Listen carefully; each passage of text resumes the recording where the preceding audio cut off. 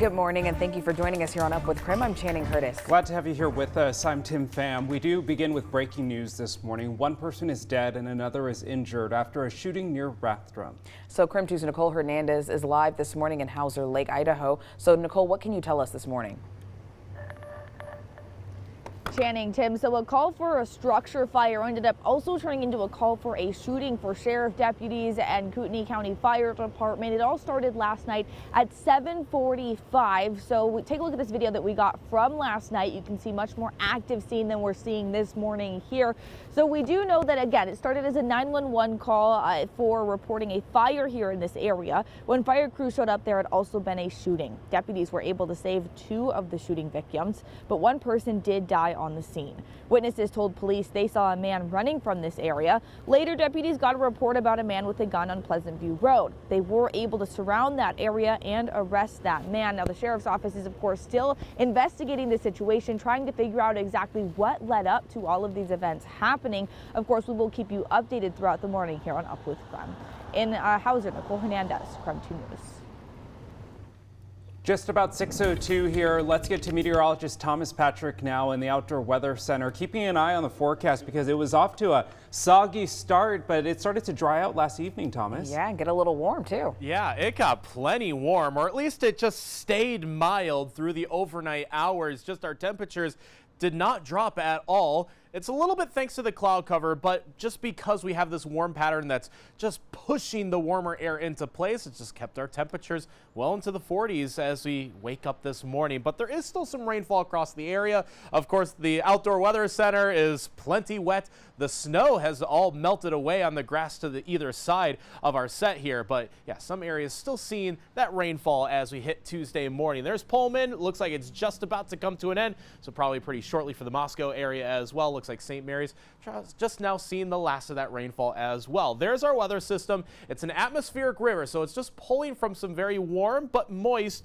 air and putting it into the Pacific Northwest. So that's why it's been raining and also is going to be plenty warm for today. Our temperatures well into the 50s. Yesterday was the warmest day of the year so far at 51 degrees. Going to top that by about 5 more degrees for today, a high of about 56 as we see temperatures still at about 47 as of this morning. That would be warmer than our average daytime high temperature, but this will just be the warmest day of the week. We'll show you how much longer the rain is going to stay with us and what to expect for the upcoming weekend, all coming up in a few minutes.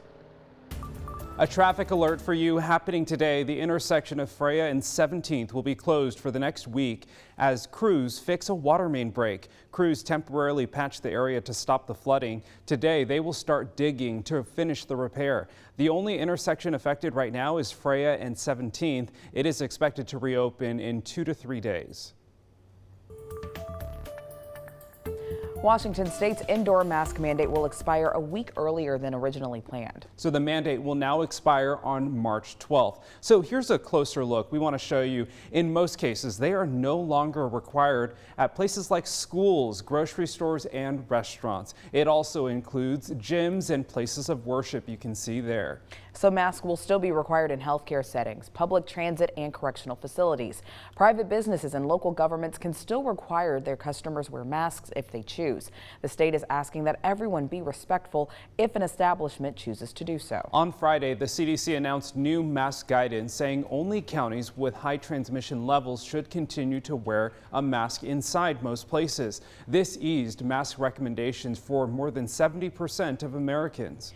Over the weekend, health leaders from Washington, Oregon, and California discussed the latest data and federal recommendations. As a result, California will be dropping its mask mandate today. Washington and Oregon will be dropping theirs on the 12th.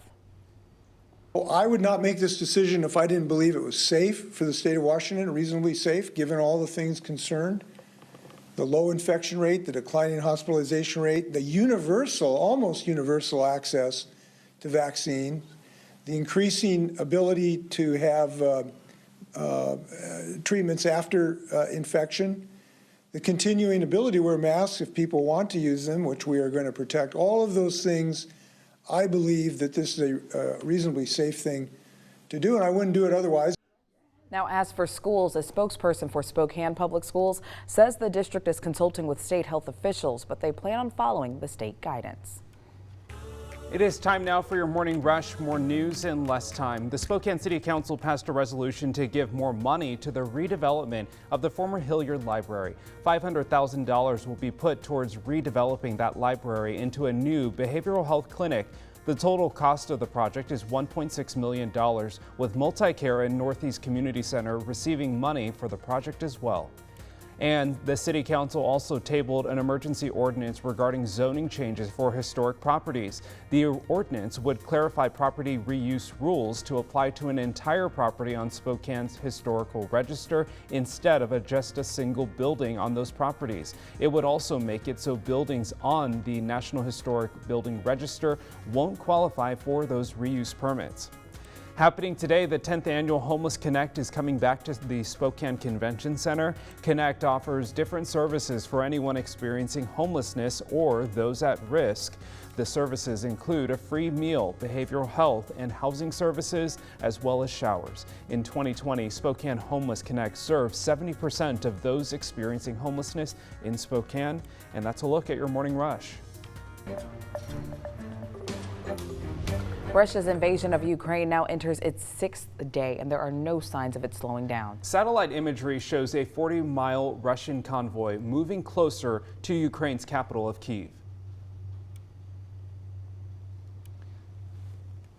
Well, after more than 500,000 people left Ukraine, Russians are finding themselves increasingly isolated by tough economic sanctions from many countries. The president of France did speak with Putin yesterday, but President Biden is not engaging with him at this time. We're not ruling it out ever. It just is not the appropriate moment or the moment for the United States president to have a conversation with the president of a country invading a sovereign country. Ukraine's president called for an investigation into Russia for war crimes. The International Criminal Court in the Netherlands says that they plan to do that as soon as possible. Several countries, including the U.S. and Canada, are sending military supplies to help Ukraine. Right now, no American troops have been sent to Ukraine to fight. Meanwhile, Governor Jay Inslee also taking a stand against the invasion in Ukraine. He instructed state agencies to cut ties with Russia, including business. If our state can put one brick in the wall around Putin, it'll be a good thing, and we intend to do all we can in this regard. Inslee is urging private companies in the state to do the same.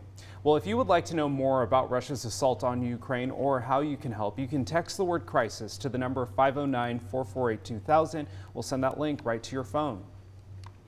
Now taking a live look at the Capitol building in Washington, D.C. this morning, where President Biden will address the country during the State of the Union address today.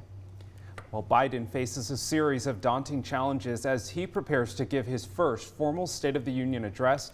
The pandemic, a Supreme Court nomination fight, a stalled legislative agenda, and a worsening crisis in Ukraine.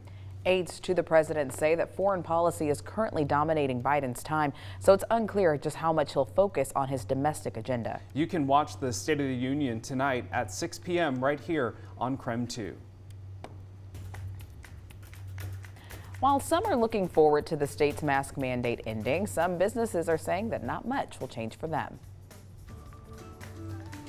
And the one thing you need to know about today's weather as we start the month of March is that it will be warm out there for today. You might notice it as you step out the door this morning, but some temperatures into the 50s and possibly 60s by this afternoon.